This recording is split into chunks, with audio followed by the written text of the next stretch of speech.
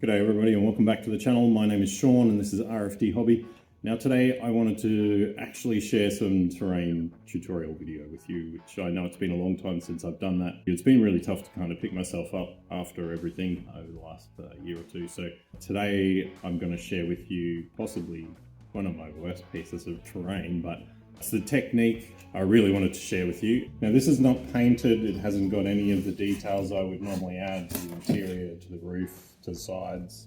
But I was really excited when I came across this and it kind of worked out pretty well. I'm thinking I'm going to try and expand on this a little bit more in some future builds, so let's get stuck into it. Now before you go clicking off this video, let me just say I am going to be doing this project with my laser cutter, but you will find as we get into the video, you'll see here that you can actually do this by hand if you have the patience.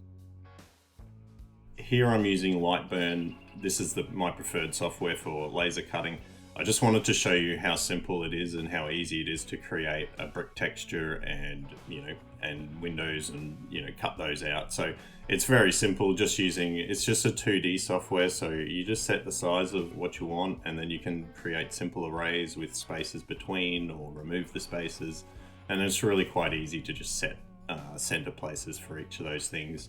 Now I did have the settings on screen for what I did here with the laser cutter, essentially two cuts. So one is the brick texture, which only cuts only a couple of millimeters into this 5mm foam board that I'm using. It might be 6mm, I'm not too sure. But you can see here that it has essentially just scorched the top, marked through the paper and into the foam, pushing out the pieces that I've cut here. Most were okay. It's grabbed a few of the bricks as I've pushed some of them out, which is why it looks a little damaged. Now you'll notice here I've got this little bad boy back. This is my 45-degree cutter that I made. I managed to save this from the fire from the house, and yeah, I've given that blade just a little bit of a sharpen because I still can't find my craft blades at the moment. I'm going to use that and cut these edges so that I've got the 45-degree angle so that we can put all of these pieces together without the seam of the foam showing. Now it's going to look pretty shit because of these bricks, and how this is going to go together looks really rough, but it's pretty easy to clean it up and tidy it up. You could even just put some sort of paper down the side and put a bit of a brick texture into that even, and cover up the seams. Now here you'll see just about halfway down I've just put in a couple of supports, only on two sides, not all the way around here, just on the two sides for now. This is just going to hold up some of the internal structure that I wanted to try and put in here as well. Put all this together, I'm just using hot glue.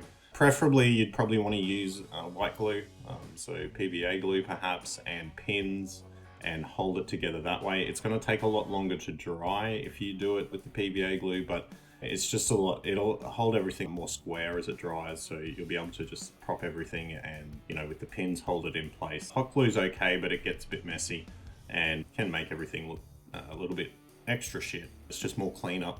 So if you have the time, white glue is probably my preferred way to put this all together, but hot glue will do the trick as well, as you see here.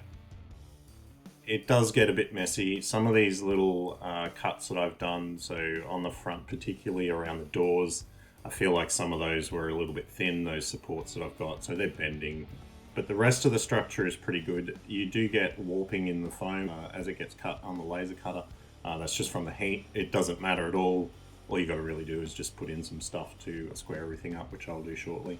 Now, one other thing I tried to do with the laser cutter was just to make some really quick floor supports, which worked out really well, but it didn't fit. So had to make some adjustments on that and take out a few bits and pieces and break some bits off just to get it to fit in there, but it did in the end.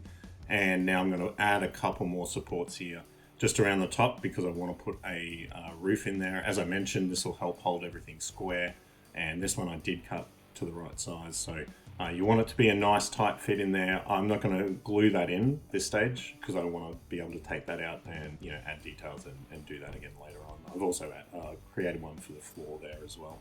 Now, removing and making some damage on this building is so simple. So we still haven't quite got to the point where I've got this brick texture to really pop and show out here, but the first step really is to start adding a bit of damage. This is really easy with the brick texture already there. As you pull things away, it just sort of breaks away in that texture. So with the paper on, it's actually working out pretty good at this point. and not having to remove that paper off the foam board was really just such a time saver for me. So here I've just got my craft knife and I'm literally just stabby. So you stab a rough circle into the foam. I wasn't sure how this was going to work out, but it looks perfect. So here I go again, this time just making a slightly bigger hole, and again I'm just stabbing at this thing, you know, just making sure that I get some sort of round shape, I guess, so that it does create a hole.